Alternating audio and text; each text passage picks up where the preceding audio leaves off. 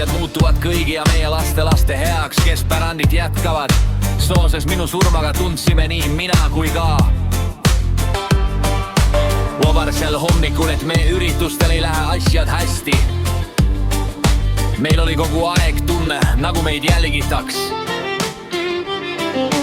Kui me sel hommikul lõpetasime ja pärast lõunal, kui koju tagasi sõitsime, arutasime äriasju ja muid asju, aga kahjuks oli juht joonud.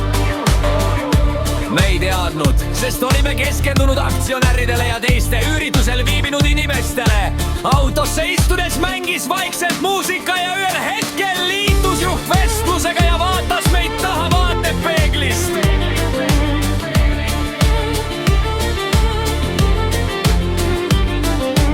Ühel hetkel taipasin, et ta juba joob ja samal ajal rääkis ja jälgis ta meid. Mõneks sekundiks kaotas ta rooli üle kontrolli ja ma ei mäleta midagi muud. Ma kujutan ette, et surin seal koos Ammariga, loodan, et minu surm eel või teisel moel on õppetunniks nii kuningriikidele kui ka tänapäeva maailmale. Vaatamata kõigile halvavene asjadele olin ma õnnelik, isegi kui ainult lühikeseks ajaks.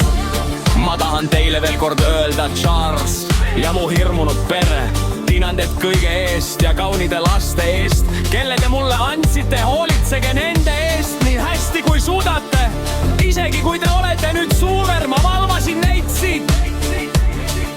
Ja mu kallid pojad William ja Harry, tehke alati seda, mis on õige ja proovige alati muuda seda, mis oli tõeliselt vale.